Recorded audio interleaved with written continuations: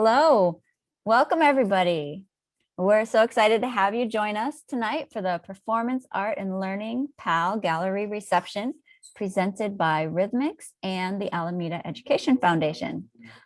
For those of you who are new to us, Rhythmics Cultural Works is a community arts center that houses a small theater and art gallery in Alameda. Rhythmic's mission is to bring people together to learn about each other and the world through participation in the arts. The K Gallery at Rhythmics produces 6 exhibits annually. During the pandemic, our exhibits have been presented online with virtual Zoom receptions. These receptions have provided an opportunity for artists to share about their work and for audiences to get to know the artists in a more intimate manner. It has really been a wonderful silver lining of this pandemic. The Performance Art and Learning Gallery exhibit that we're here for today came into being by way of Rhythmic's PAL program and a partnership with the Alameda Education Foundation. PAL, or Performance Art and Learning, is a world music and dance assembly program for Alameda County students that Rhythmics has produced for the last 9 years. During the pandemic, like everything else, Rhythmics converted PAL to a virtual format, recording the ensembles safely in our theater and releasing the performances monthly to schools. At the beginning of the school year, the Alameda Education Foundation was converting their Art Across the Island program virtually also, and asked if we would be interested in partnering with them to include a visual arts component with our PAL program. Art Across the Island allowed for the creation of an artist profile video and student art activity video to accompany each PAL performance. Because Art Across the Island and PAL brought together such wonderful artists, we decided to create an exhibit to further honor the artists and their work. This spring, the Performance Art and Learning Gallery features the work of local artists Malik Sanefaru, Sharon Virtue, Rupi C. Tut, and Marilyn Mori. And it's quite a fabulous collection. Before we hear from our esteemed artists, I would like to pass the spotlight to Pam Riley Chang from AEF, who will speak about Art Across the Island and how she chose the artists and designed the subsequent activities to include with the PAL Arts Education Program. Thank you. Thank you. Good evening, everybody. My name's Pam Riley Chang, and I run Art Across the Island. It was started in the fall of 2016 to showcase public school art in the city of Alameda.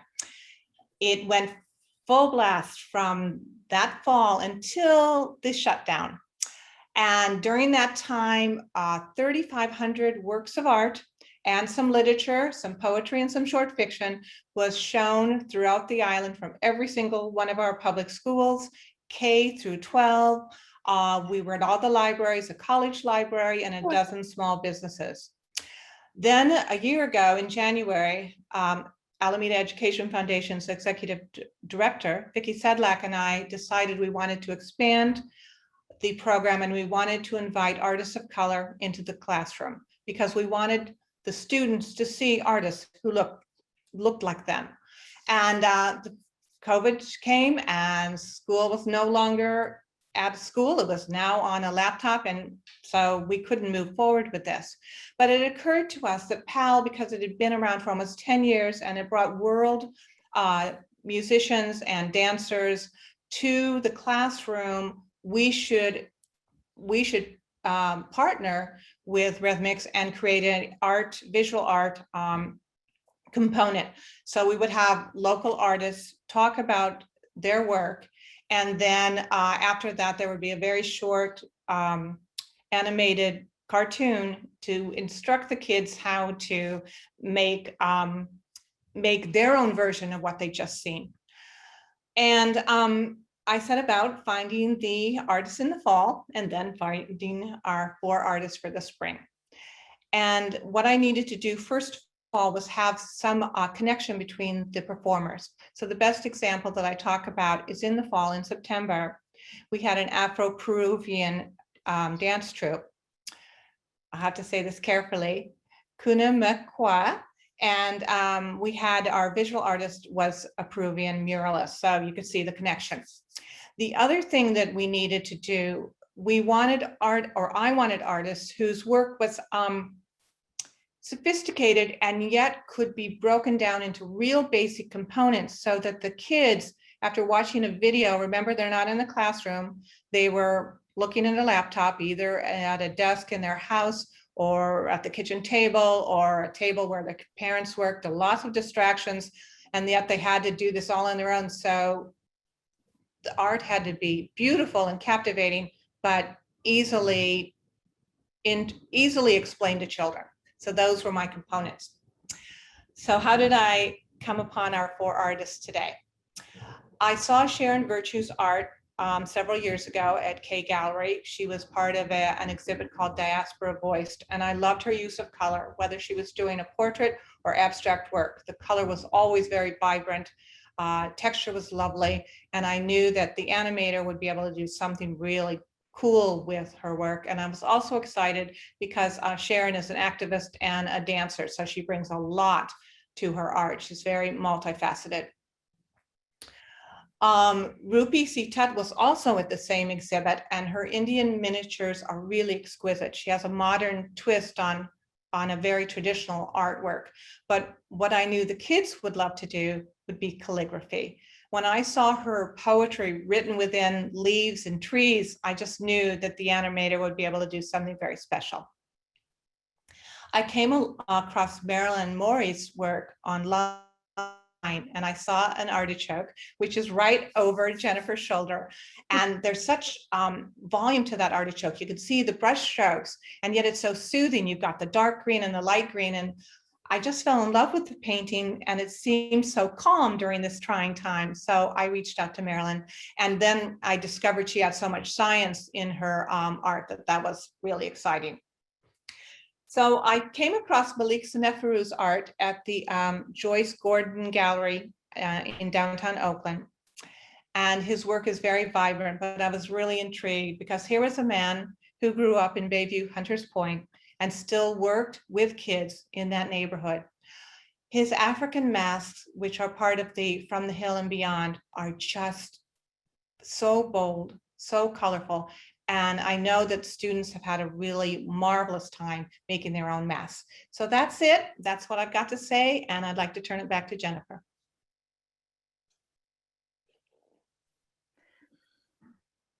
Thank you, Pam. Our first artist that we're going to meet this evening is Sharon Virtue. Sharon is a painter, dancer, and ceramic artist currently living in Oakland, California. She has a strong social practice and has worked internationally on creative development projects in Mozambique, Uganda, Brazil, Haiti, America, and England. She believes artists are agents of transformation. Her mission is to inspire, encourage, and provide access to the greater community in the creation of art.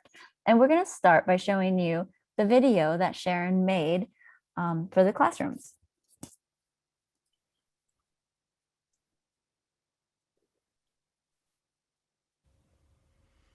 Hi, my name's Sharon Virtue, and I am a local artist living in Oakland. I am going to talk to you today about my artwork here. It's called Links, and it is an abstract piece of art with lots of colors and shapes and textures in it. So I just wanted to talk to you a little bit about how I come up with my ideas and all of the different elements that make up this composition.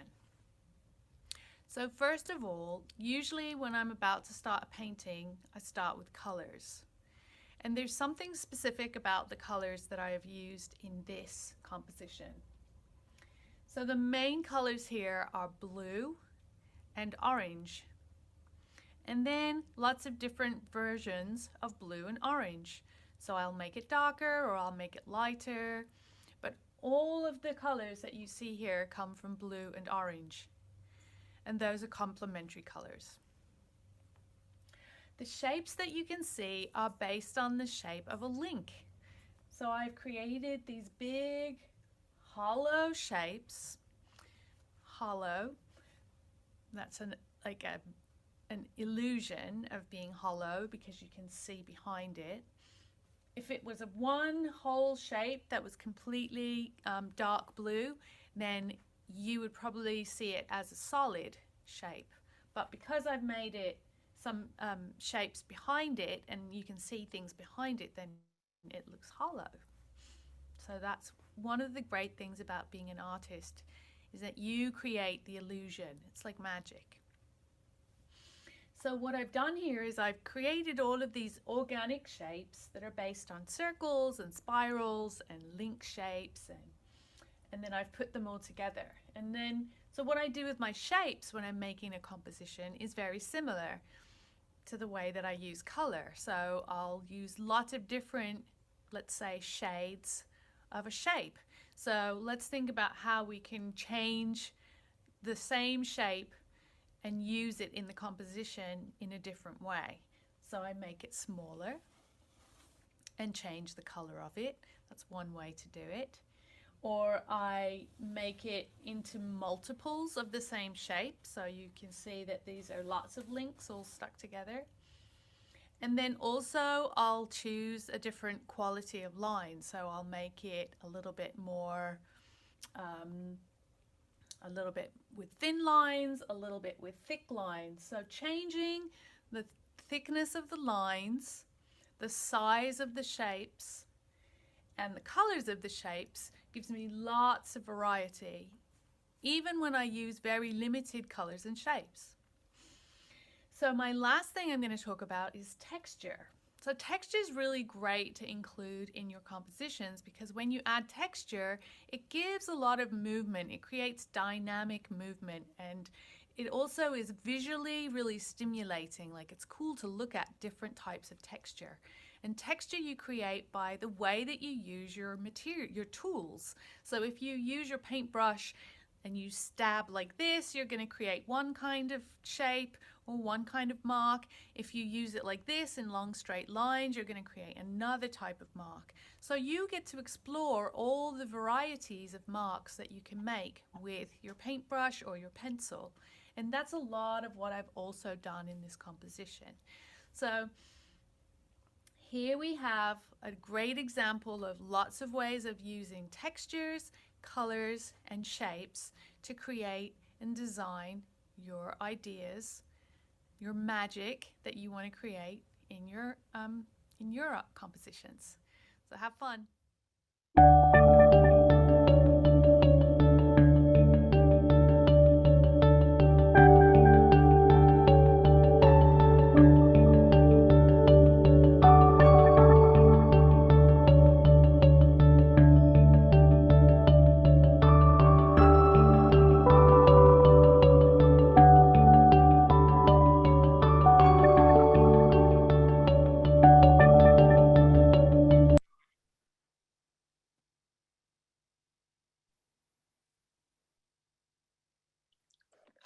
And now we're going to hear from Sharon. Hi. Can you guys hear me? Yes, yes. Okay, good. Okay, good. So thanks everybody for joining. I know my camera is looking a little bit askew and strange because I'm actually painting in my studio. So I hope that's not too disconcerting. And it's also really sweet to see that video. You can tell it was made for elementary school children and rather than an audience of adults. And so I guess I just want to really thank Pam and Jennifer for inviting me to participate in this program, and just the work that you guys are doing to make sure that children are getting access to arts education, and then specifically the importance of seeing people of color, you know, from different ethnicities and different groups, and women in particular, working as artists, because I feel like I was particularly fortunate because I grew up in a place where I grew up in England. And the idea of being an artist wasn't completely outrageous, but I know for a lot of young people, especially these days, that the idea of making a living and having a job as an artist is really sort of completely off the charts. So, it's sort of demonstrating that your next door neighbor could actually be an artist and be making a living from, in the way that I am right now, painting in your studio. So right now I'm working on a commission that is very similar to the painting that that we just saw in the video. And so just, the importance of having that be a possibility especially for a child who, like me, wasn't particularly good in the academic realm of my education. Like, I really struggled with mathematics, and English wasn't my forte, but in the arts I could really excel. And that was where I got an opportunity to sort of show how much talent I had. And what was fascinating for me also in the process of sort of growing up and being an artist was that my art education actually got me more educated than sitting in a math class trying to figure out equations. But then, later on, when I was working in Africa on building buildings where you have to know your math, then this kind of idea of practical math came to me, because I was working with children who can't read or write. So the idea that art can really instill in people other ways and other models of educating that aren't always accessible in a traditional educational institution. So for me, of course, it was, that was how I sort of got to where I am today. Now I have a master's, which I never thought that I would have, but because of my confidence in as an artist, I was able to really build all these other skills from that place. So if you're in a position where you can really empower people to be creative and inspire them to learn other things through creative channels, then please encourage that in young children who, particularly with young children who are having a hard time in school. So that's sort of, what I have to share with the audience today, I think. Wonderful. Thank you so much, Sharon. Thank you. You're welcome. And now we're going to show the video of the student art project that was created based on Sharon's work. Oakland artist Sharon Virtue creates organic shapes by using different colors and textures. Here's how you can create your own abstract drawing like hers. First, we'll draw a shape. Any shape will do as long as it's simple. Draw an identical shape overlapping it. Trace the insides of the shapes like this.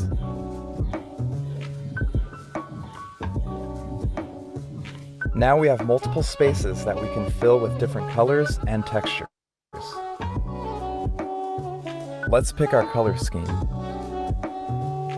Sharon used shades of blue and orange because they are complementary colors. Pick two colors that complement each other and try to only use shades of those colors. Finally, we should think about what textures to use. Experiment with the thickness, length, and direction of your lines. Textures can be playful, intense, timid, wild, quiet, loud, or anything else you can think of. Combining textures can create a sense of dynamic movement. Try to find a combination of textures that you like. Fill in the shapes with different varieties of colors and textures.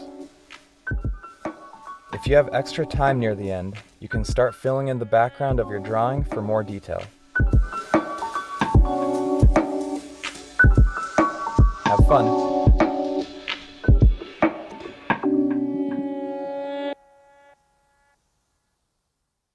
That's so great. I'm glad this was the first time Sharon has seen this video. So happy that you love it. Yeah, it's awesome. So cool. Wonderful. All right. Our next artist is Rupi C. Tutt. Rupi is an Oakland-based calligrapher and painter dissecting historical and contemporary displacement narratives around identity, belonging, and gender. Her work engages in strict practice of traditional materials and methodology associated with Indian miniature painting as she continues to add contemporary images and characters to a centuries-old visual language. And I just wanted to say really quickly, if anybody has any questions for the artists, we are going to have a Q&A at the end, but if you have questions along the way, please feel free to put them in the chat.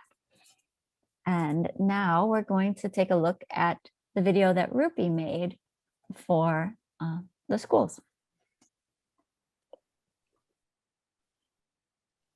Hi, I'm Rupi C. Tutt. I'm a calligrapher and an Indian miniature painter.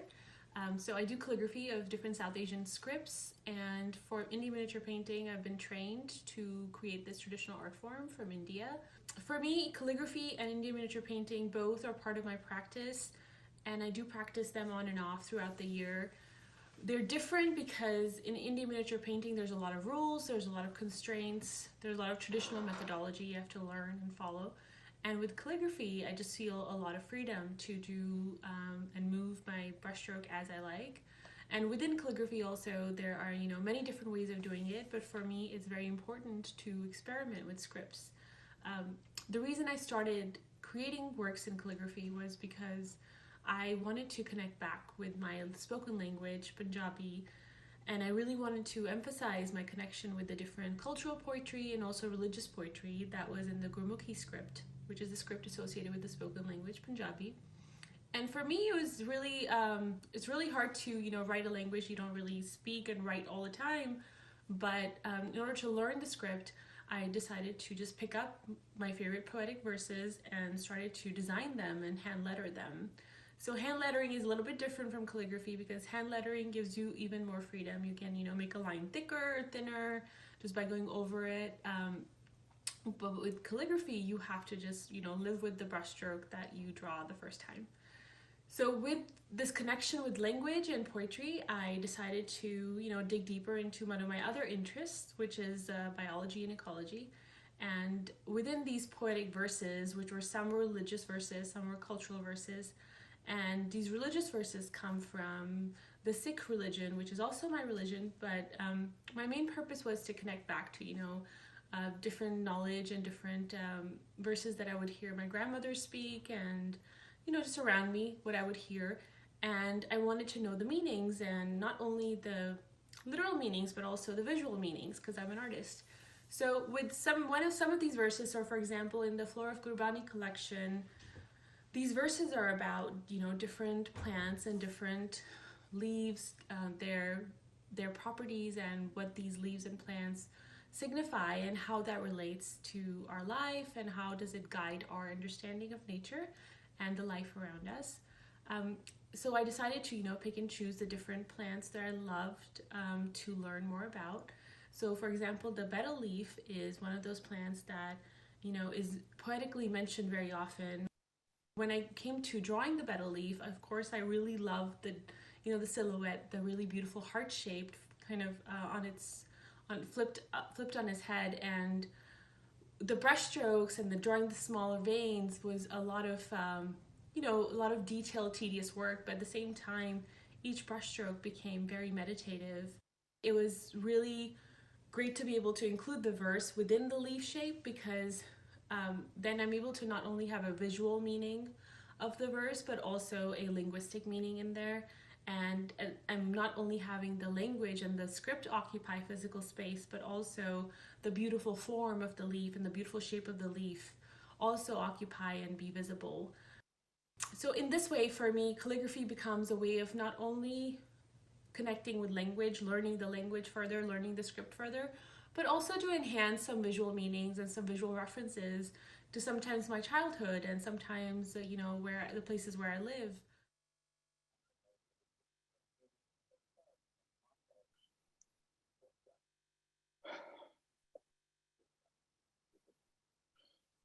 And now Rupi is going to tell us a little about her Indian miniature paintings. Thank you, Jennifer. I'm hoping I'm audible.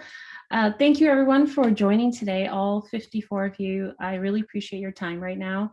When I was watching this video right now, I was like, I'm so glad Pam told me which artwork she wants me to talk about more, because it would have been really difficult to pick one artwork to talk about for calligraphy.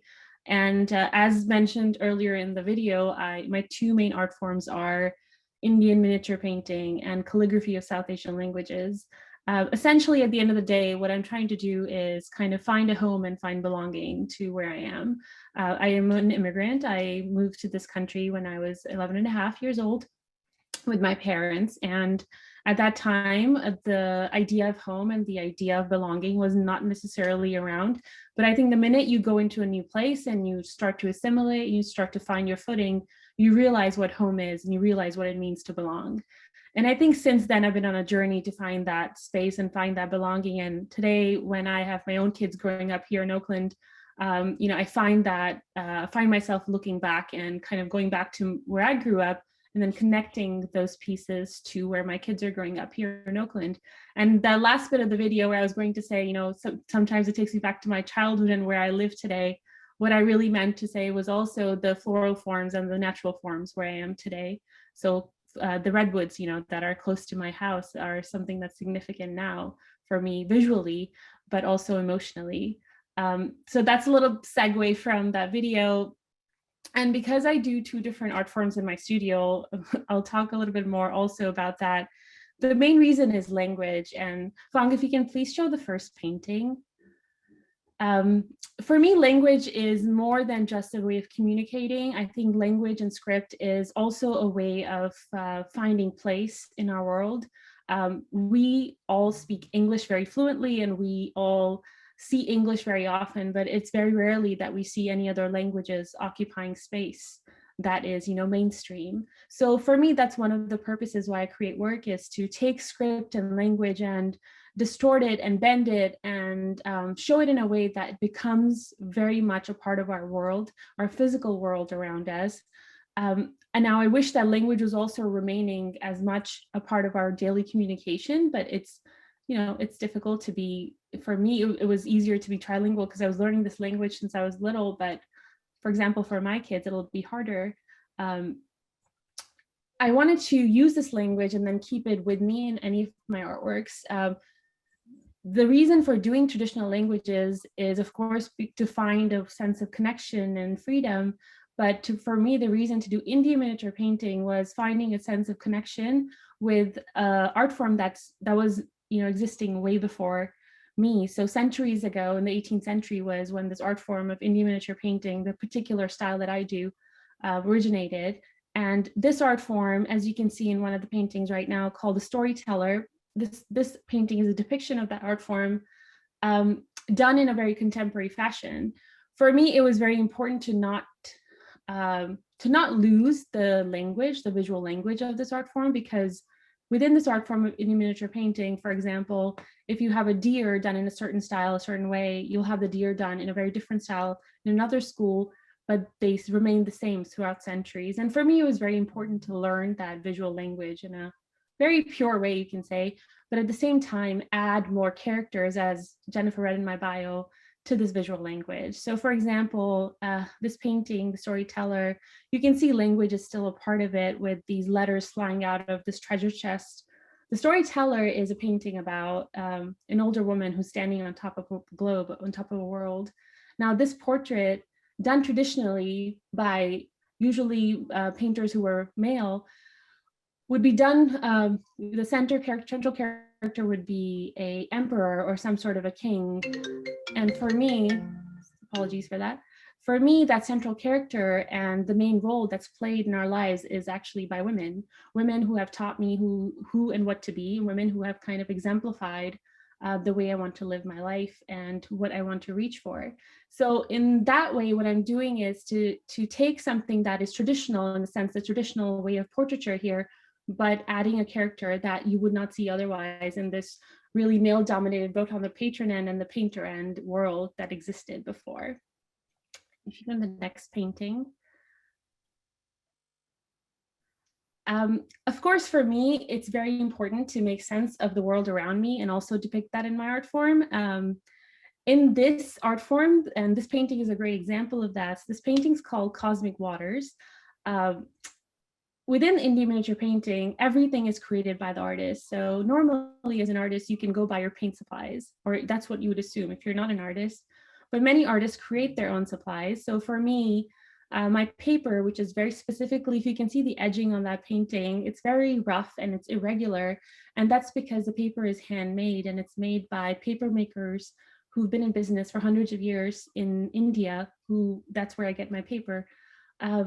And there's a reason for that, because this paper is a certain quality and a certain application for this painting style. In addition to that, all the pigments, so the blue in this painting, every pigment here is kind of hand constructed from sometimes the raw compound to the powder and then adding binders.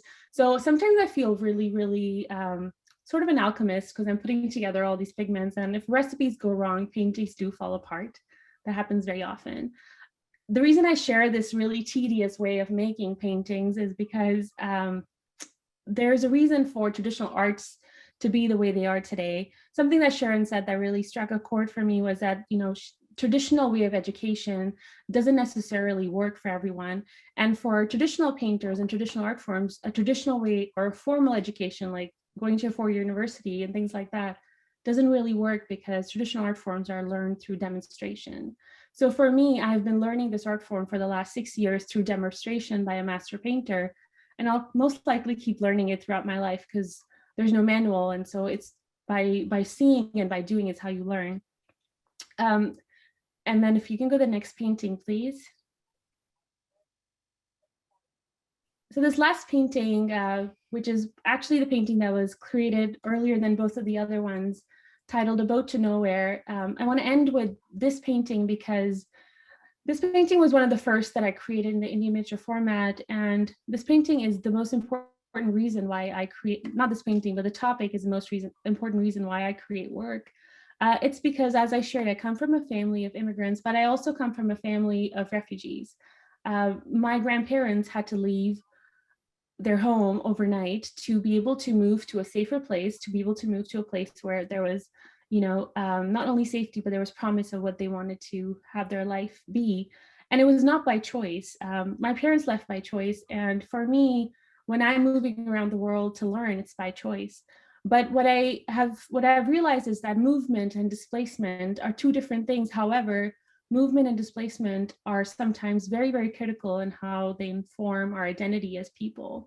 So for me, Rupi, to be a Sikh American, or to be an Indian American, or to be Punjabi American, however you see those labels, those hyphenated labels, kind of address a way of moving in the world.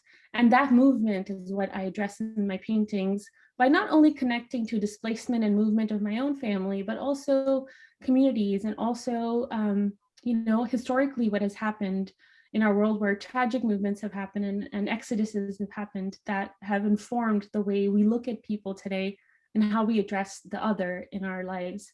And this painting is, for me, one of those, milestones where I started addressing it more often in my work, not only for my own community, because this painting addresses the movement and displacement of a community that is not necessarily directly connected to my own, but I feel that art is something that allows me to have that empathy and connection, and build concentrically towards, including a more global voice in my own voice.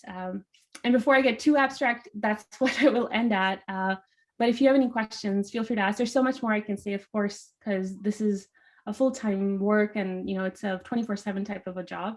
But thank you so much for this opportunity to speak to you all. I think Jennifer and Pam have been really, really wonderful to include my voice, but also include it from the beginning of organizing and making the videos.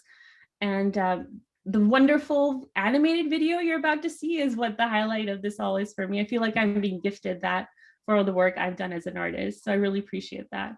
Thank you.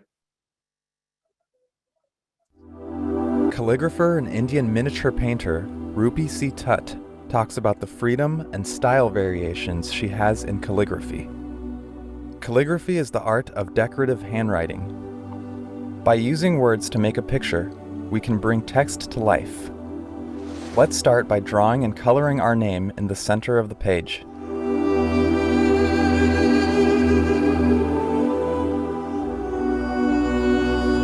You can experiment with the size, shape, placement, and color of your letters.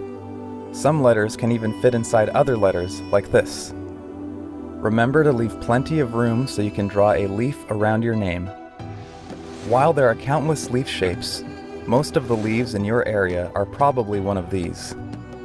A leaf's edge is called the margin and are usually smooth or serrated. Leaves also have veins that help a plant transport water and minerals. Different plants have different types of veins. These patterns are called venation. Draw a leaf margin around your name like this.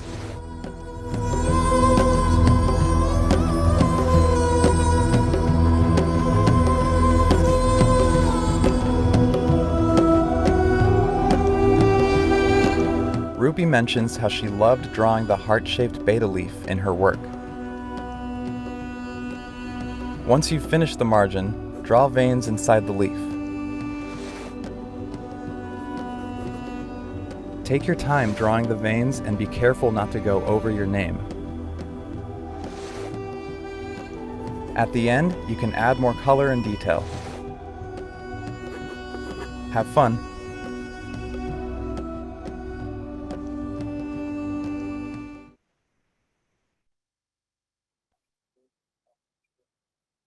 We've been working with all of these artists kind of slowly throughout the course of the year, and it's so wonderful to see everything together in one place. Thank you so much, Rupi. Thank you. Our next artist is Marilyn Mori. Marilyn paints vegetables and fruits from fresh and new to old and withered, comparing this to aging people who become more interesting with passing time. So too do vegetables and fruits. Symbolic of this transitory nature of life, only parts of an object may be seen on her canvas. Mori does not consider her paintings as still lifes, but as life stilled. She also creates watercolor monoprints as well as abstractions with collage. And now we'll take a look at the video that Marilyn produced for the schools.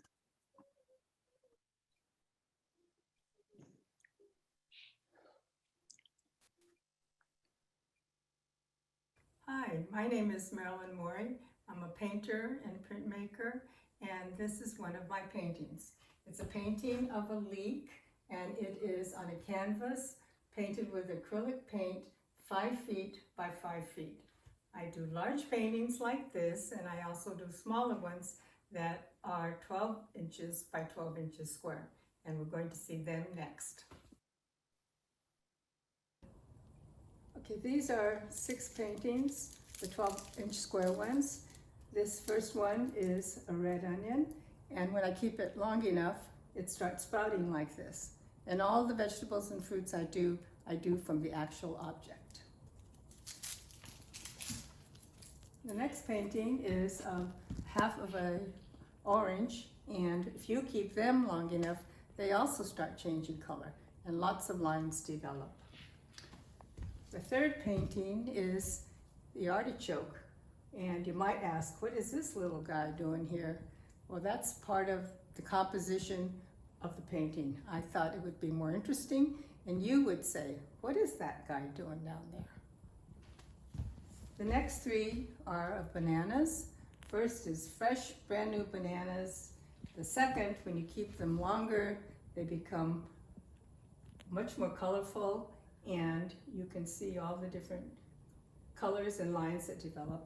And then the third one, when you peel the banana, here you've got the peel, and then it looks like it's dancing away, and you can just say, bye. I told you I started with fresh vegetables many times in my paintings, and when they are fresh, they look very much like this. Then, when they get old and you've had them sitting in your studio a long time, they may get like this. So the lines develop, the color changes, and they get to be a whole different object for painting. this is half of a lemon, and this is a part of a lemon. They're very different, but each one is, when I tell you, when we paint and we do dark color, we know that dark colors make things go way back, like there's a cave inside there, and then these are coming out. When you use light color paint, then it makes the images that look like they're closer to us. These are 4 paintings. Can you guess what the subject matter is? It's something that you might eat when you go to Hawaii, but then you might also eat it a lot here. It's a pineapple. And there are different points of view. They're all, of course, the skin, the outer part of a pineapple. And that is just a cut part. That's the side part of a pineapple. And can you just imagine a airplane driving by it and seeing the side of that pineapple if you were a little bug? And this was maybe the most identifiable, the one you could tell the most. This is probably how you see the body of a pineapple. Recently, I haven't been painting, but what I found was in my studio, this notebook with drawings in it of vegetables and fruits. These are just of a pencil drawing, and then I filled them with colored pencil. So when you have some time and you have paper and pencil, just go and get a vegetable and start drawing it. Thank you for letting me share how I see my vegetables and fruits in my paintings.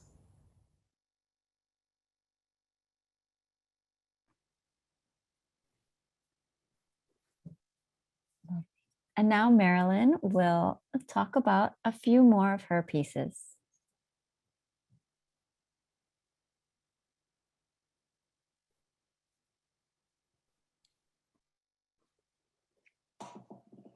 Well, after seeing that, after seeing my video, I think I don't need to say anything more.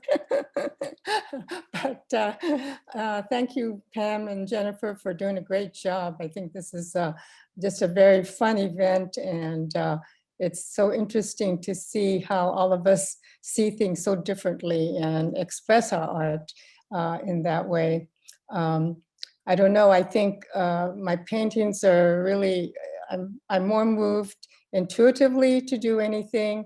I don't have anything planned. It's almost like I may be in the kitchen chopping up a mushroom and now go, oh my gosh, I have to go and cut this mushroom and start doing it. Or I have a lot of paintings of apples because we have lots of apples around in our house. And then you know how people tell you how good it is to eat broccoli. So I have to keep on showing broccoli paintings. And I sort of look at these vegetables as kind of my landscapes. Like, you know, if you were a little bug running around on this broccoli, it would be that you would be climbing mountains. And this is some hanging onions. My husband is a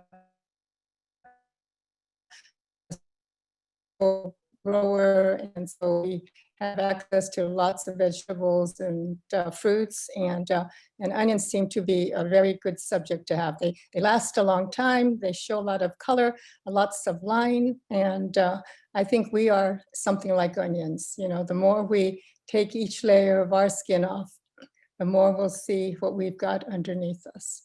So these paintings are just done acrylic on canvas, and then recently one of my friends who's a printmaker suggested that I come and do monotypes. Monotypes are a form of printmaking where it's just one print.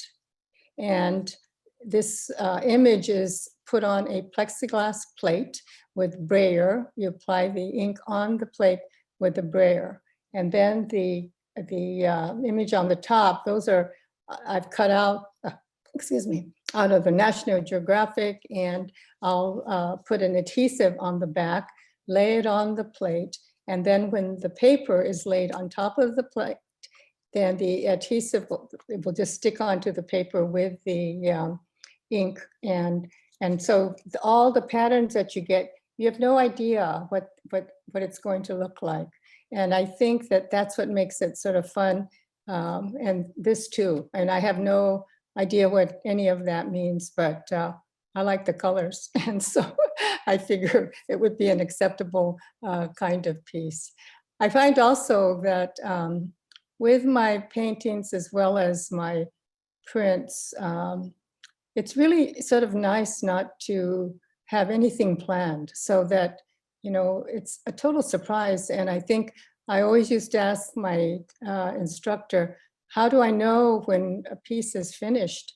And she really didn't have an answer for me.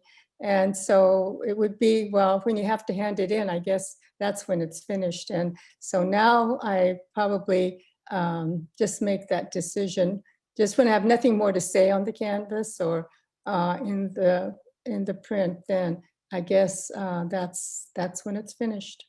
And so that's really pretty much all I have to say about my work. I think it's pretty, it's just an ongoing kind of adventure. And when I do apples, they really change a lot. And probably it's because of my state of mind as to when I do the paintings. I mean, some of the apples don't look like apples at all. And then when you looked at those, the pictures of those pineapple skins, I've done them where people look at them and go, wow, I see these foxes in there, or wolves or whatever. And I think it's important to know, or for me, to think that everybody sees these paintings so differently. Like I know it's an apple, or I know it's a pineapple skin, but when somebody else sees them, they have no clue what it is. And we bring to our paintings who we are as to what we see. And I think the more experienced one is in viewing art, or if they've taken classes, I think that then you can see more. But it really is about just looking a long, long time at something, and hopefully each time you look at it, you'll discover something new, and it'll be a nice adventure. So thank you very much. That's all I've got to say about my work. Thanks a lot, Jennifer and Pam. It's a great job you're doing. Thank you. Thank you so much, Marilyn. I really enjoy hearing about your process and your perspectives. So Marilyn is our featured PAL artist for the month of May, which means that her video and subsequent art project video have not been released to the schools yet. And in fact, her student activity video is not finished yet, but we're going to give you all a sneak peek of Marilyn's student art activity video in process. There's no music yet, but we're going to give you a sneak peek of what's to come.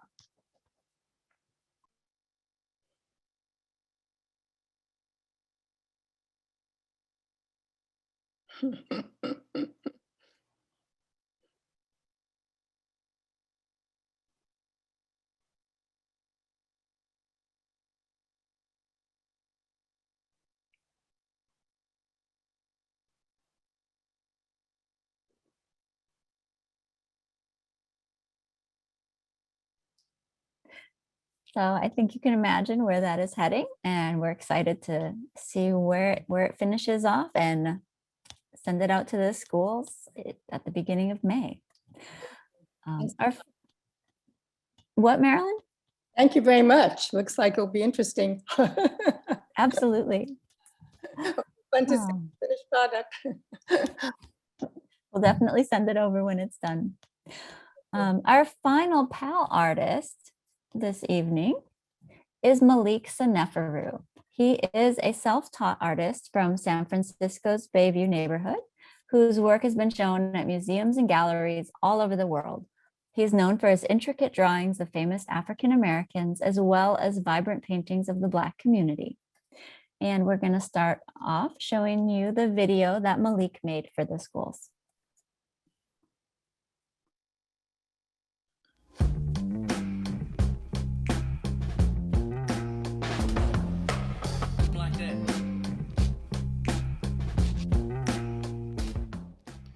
Greetings.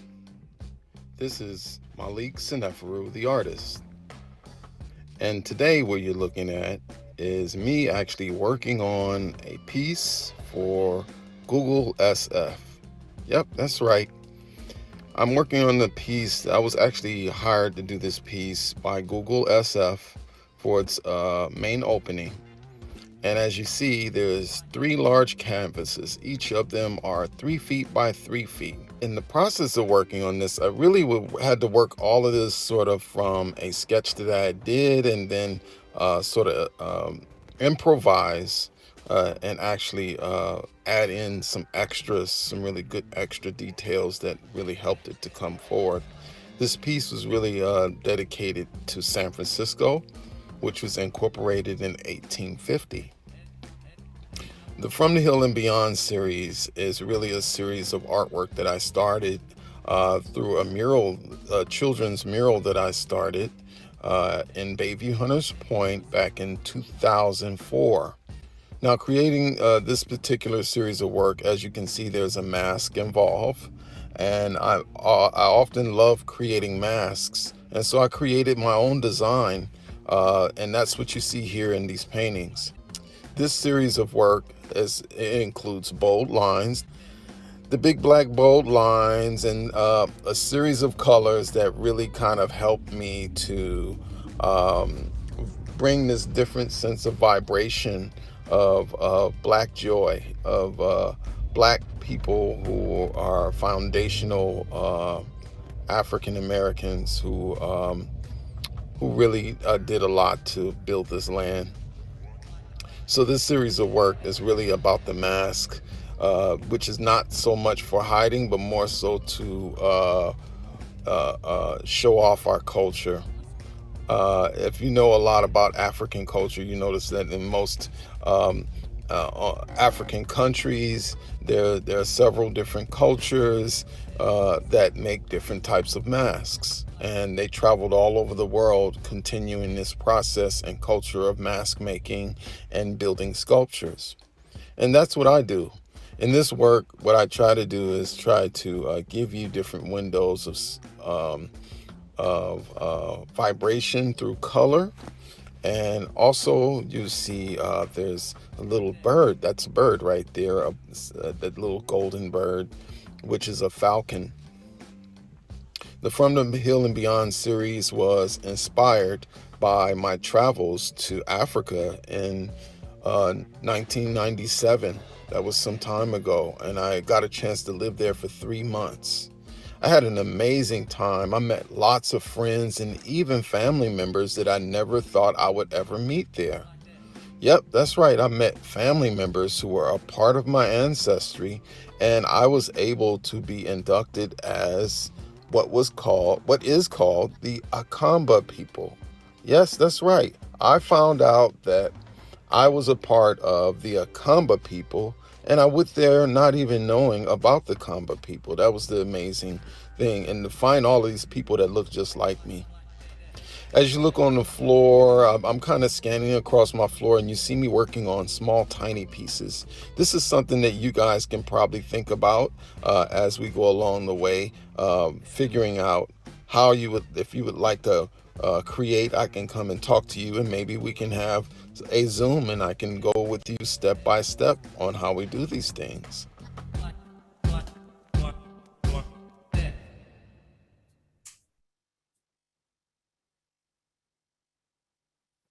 Okay. And now we're going to meet Malik and hear a little bit more about his work.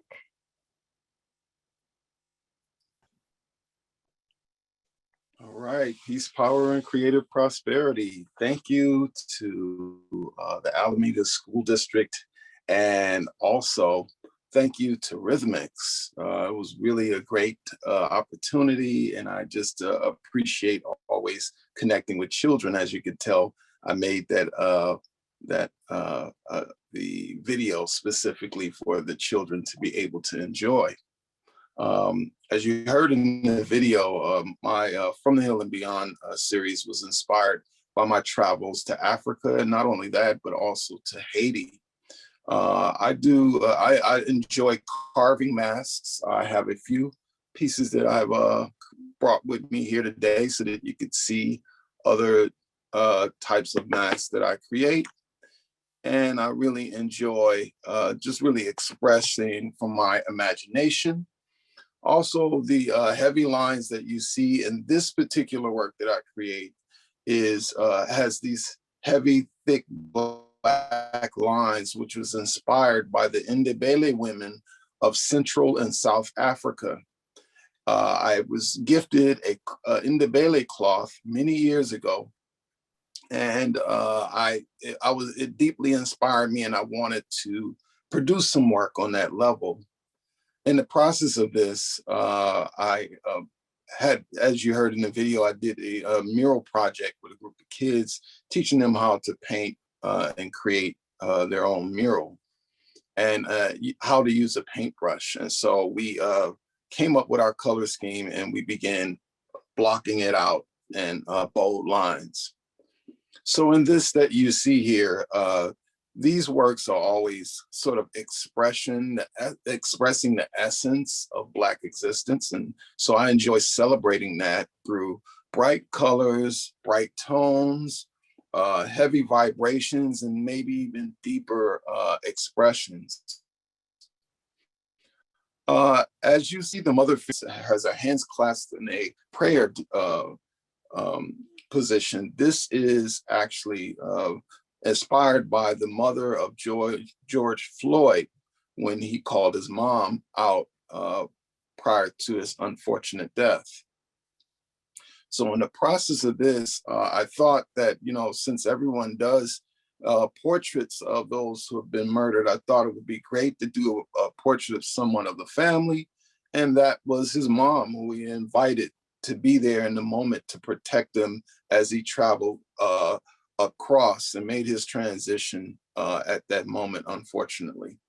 So this is his mother, who was wading in the water. This goes back to an old song that is sung in the Black church, which is "Wade in the Water."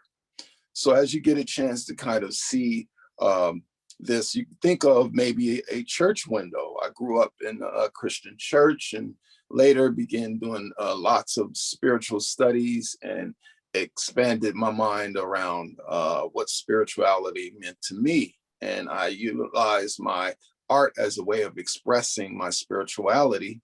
And I had a great opportunity to meet with some really great spiritual wise elders in my travels. So this is the mother of George Floyd for my expression, because I had not had a chance to see her face. And I thought it would be better to do an expression of her rather than a portrait. So this is my portrayal of her.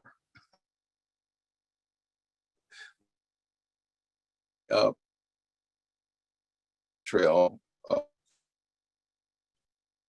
Floyd's mom. If you go to the next piece, a sort of a oval over the head, which expresses this idea of the angel.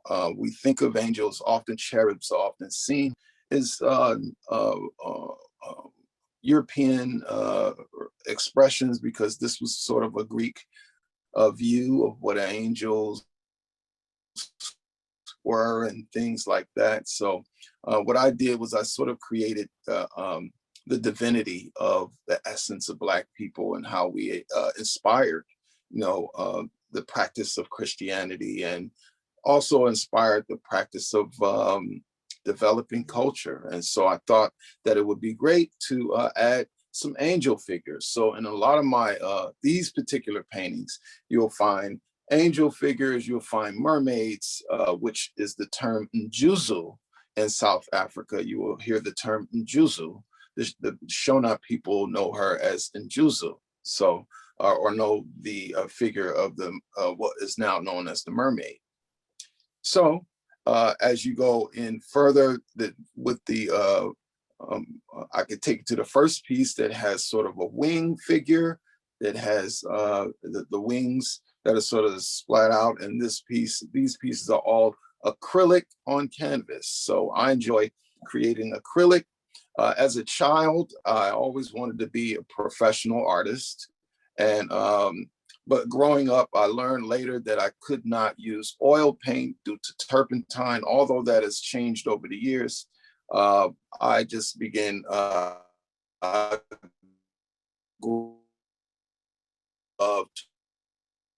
working acrylic paint. So you can see this one adage on how important the head of the human body is, as just as important the heart is. We know there's an adage that says, once the mind and the heart are joined, there is a defiance of gravity where you sort of begin to elevate as a human being. And so my thought of being human is about taking on a sense of obligation of being humane. So that's where the concept of angel comes out of, this idea of being of goodness, this idea of human character being humane. Then you'll see another figure in here where there is a mask with a COVID mask. And I thought I'd pull something together because I did all of these paintings in quarantine. I created my own quarantine here in my studio. As you can see, I got a piece behind me and another piece behind that. This piece was one of the first pieces I created where I decided to lock myself in my studio and create some work. And this was one of the first pieces I created with a mask, and you can see the mask sort of down, and you can see the beauty of the person.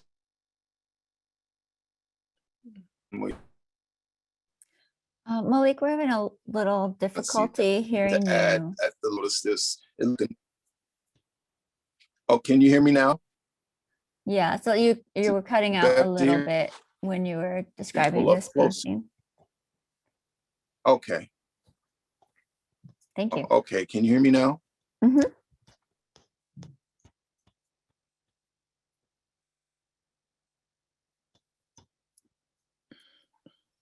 This is a bottom of the necklace, and as I thought to sort of a marker of time in which we are in pandemic. And so I thought, the beauty of us could never be covered, although we must protect our health and guard our souls closely. The last piece, I believe, is right next to that one that I did not speak about, is the bearded man, a bearded sort of masked man. And this figure was created out of a series of drawings I did in my sketchbook.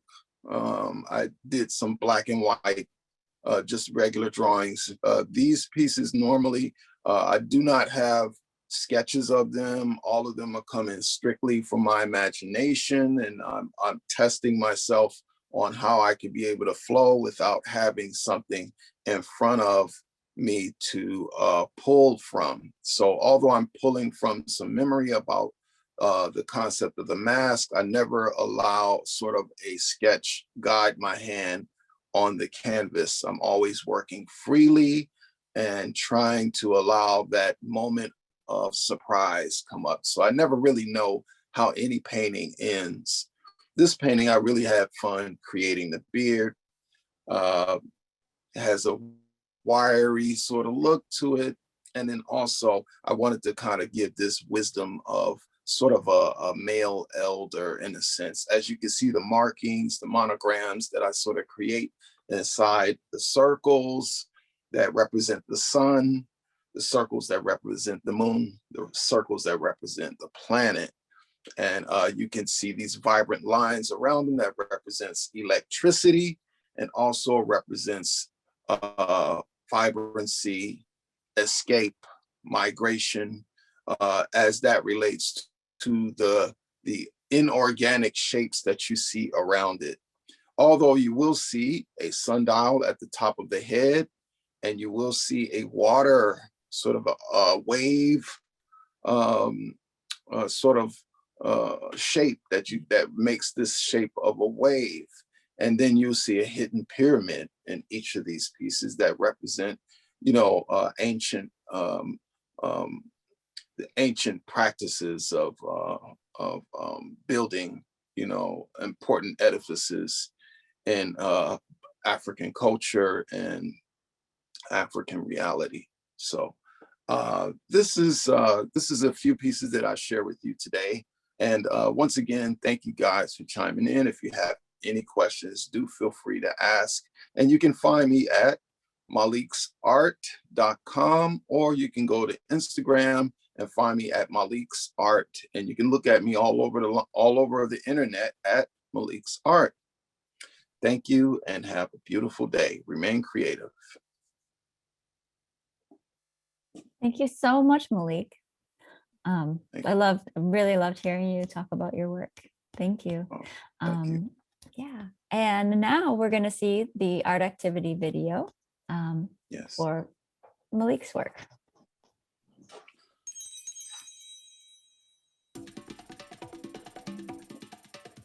Malik Sinufero's art uses a combination of overlapping abstract geometric and organic shapes.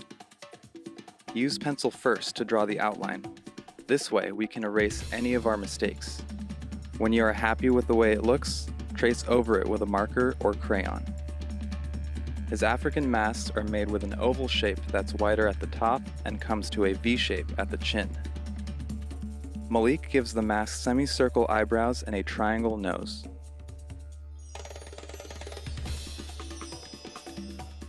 Then he draws the eyes and the mouth.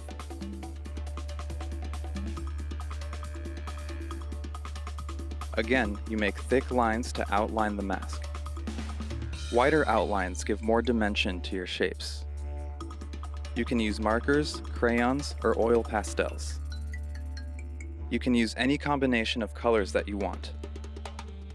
Colors that oppose each other on the color wheel look good together. If your mask is blue, then you'll want to use orange as a part of the background. If your mask is yellow, you could use shades of purple in the background.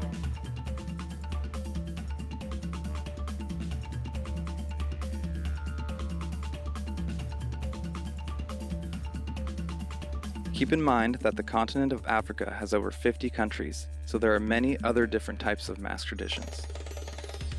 And as Malik Sinufero says, remain creative. Have fun.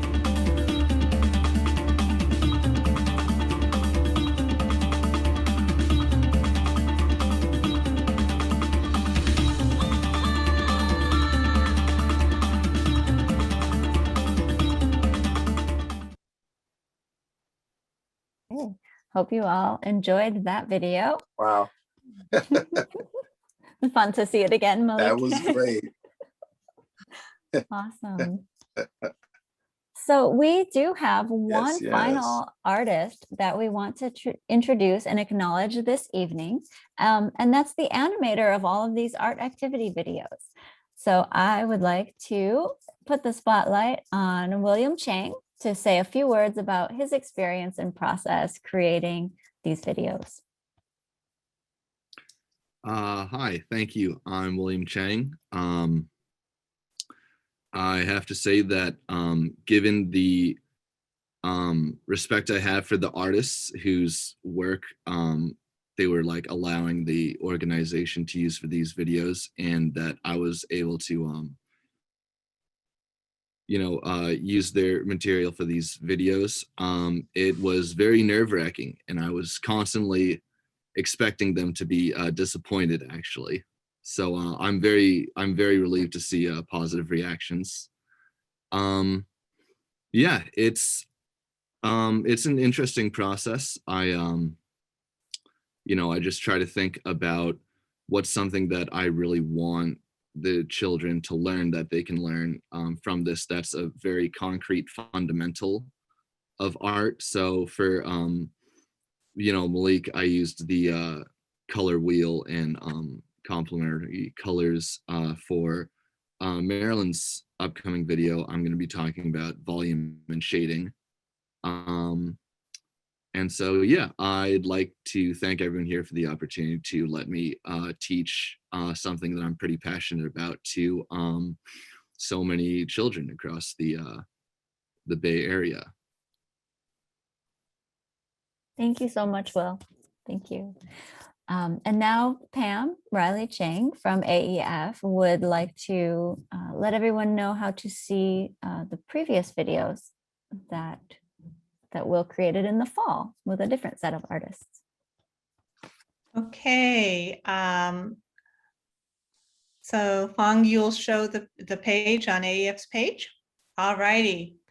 If you look in the chat, you'll see the link to Alameda Education Foundation's page, many pages, middle school sports, all sorts of things you can find out. But if you go to the programs, you will see the videos from last fall. We got the permission from the artists to allow teachers to show them again next year. So in the fall, we started out with Talavera Bayonne, and he did a mural down in Redwood City, and the project is doing landscapes. The second video, or the second artist, is Irene Juarez O'Connell, and her Santa Cruz mural is amazing. And the animator found a spirit animal in it, so the project is making alebrijes, and those are a lot of fun and very colorful.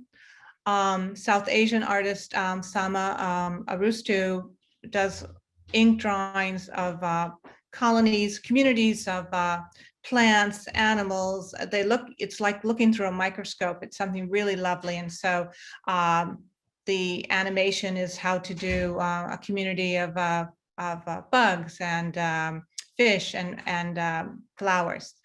And then Virginia Jordan has made some beautiful abstract work, civil rights paintings. And I was drawn to her painting of Ruby Bridges because we have a Ruby Bridges school here in Alameda. And her use of color and shapes is very, very meaningful. And so the video is about use of shape. So that's it. So they're all there on the website for you all to see and for students and teachers to enjoy. Thank you so much, Pam. Thank you. And I'm super excited to let everyone know that we will be continuing this partnership with AEF next year and introducing a whole new set of artists to Alameda County students for the 2021-22 school year. So a quick announcement before we open the Q&A. We are in the middle of our spring fundraiser for the PAL program. And if you'd like to make a donation, you can follow the link in the chat to Rhythmic's website. All contributions are being matched right now thanks to a generous donor. So every dollar will go twice as far and help. This year, we were able to reach over 10,000 students throughout Alameda County with the program. So now I would just like to thank everyone for joining us tonight and open the floor. If anyone has any questions for any of the artists, please feel free to unmute yourselves. Let us know who your question is for, and let's take it from here. Thank you. Or if any of the artists had anything else they would like to say or questions for each other, that would be great too. And I can read a couple things came through the chat.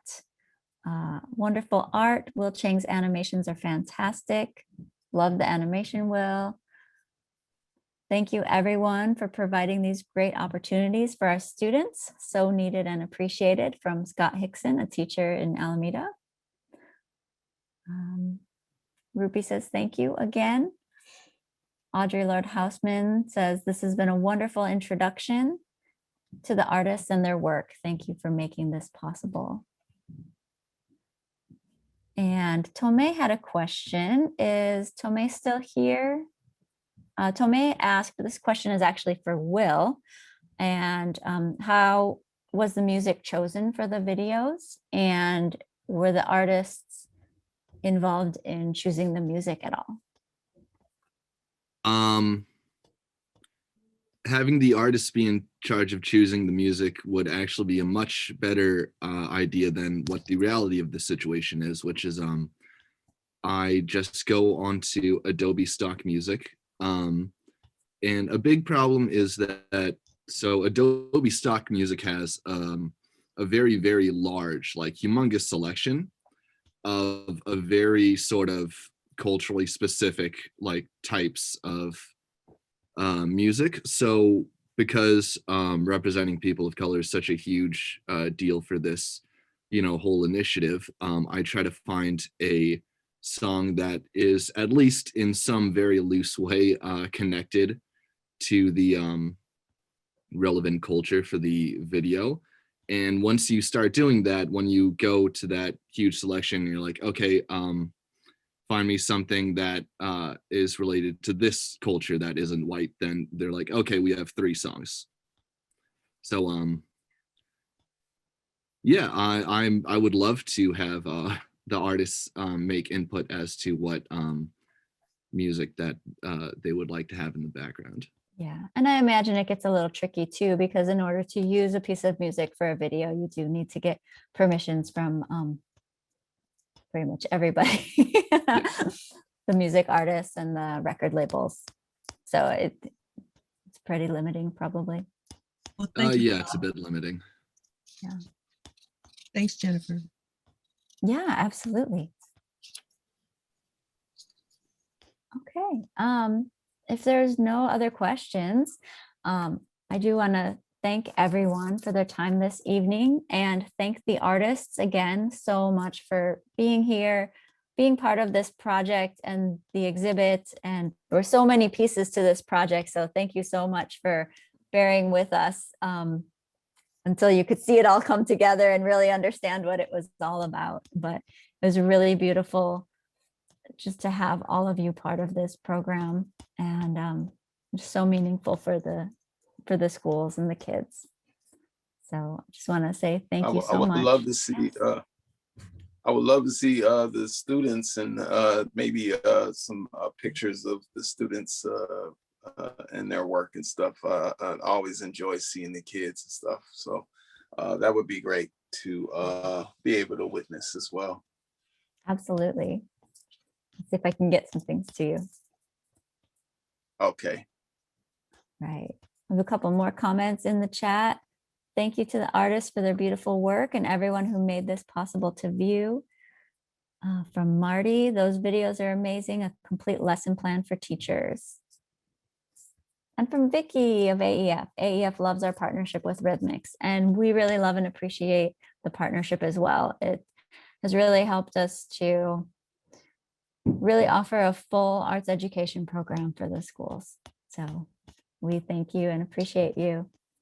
And thank you all so much. Would there be a catalog? Would it be a catalog created by Rhythmics for this project? Like a catalog, a printed catalog? Yes. Not a printed catalog, but all of the work that you've done and the videos are on the Rhythmics website. So I think, oh, great. Fong, maybe if you can drop the gallery link. Oh, you did. So the gallery link is in the chat, but everyone who has come here tonight, I will send another email with the link to the gallery page so you can view the work and the videos in your own time. Hey. Okay. Did any of the other artists have anything else they wanted to close with? Thank you. Just a big thank you.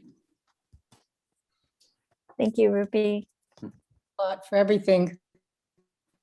Thank you, Marilyn. It's great. Thank you. Thank you so much. It was wonderful. All the artists are fantastic. Nice job, everybody. As an artist, I can really appreciate the work that goes into this. And for my own work, I really can feel bound by our souls. Incredible. Thank you for making this possible. It was great. Oh, and nice job. And one other thing, I love Nina Simone's music, and I'd love to see it put to some use with this. And also there's an album by Barbara Streisand that calls Color Me Barbara that would be incredibly done with this. So 2 artists, women artists who did work around color. Thank you. Thank you. I'm so sorry, but I can't afford the rights to Barbara Streisand. What about Nina Simone? I might be able to work something out with that. Love Nina Simone. Oh. I've been influenced by her work all my life. Yeah. Thank you. Thank you, everyone. Thank you, Tap and Rita. Okay, the next the next exhibit that we have coming up at Rhythmics is actually going to be our first live event since we went into lockdown last year. And that is the Mother Tree exhibit on May 15th, featuring 6 mother-daughter artist pairs. And we will have timed visits into the gallery, but also some activities out in the parking lot so that everybody can stay nice and safe and socially distanced. There'll be some live music, some chalk drawing in the parking lot. We have artwork from Ginny and Sally Parsons, Jan and Emily Watton, Annie and Emily Heller, Hopi Breton and her mother and grandmother, and Molly Boyle with Danielle Gilbert. So it will be a nice exhibit to come and see and experience our first foray into having another live event and seeing how we can slowly start to reopen to the community. What's the date? It will be Saturday, May 15th. There's a link in the chat right now so that you can RSVP or just pop in. Thank you. Absolutely. Okay. Thank you all so much. We're going to close out for the evening. Thank you all for being here. Hope to see you soon.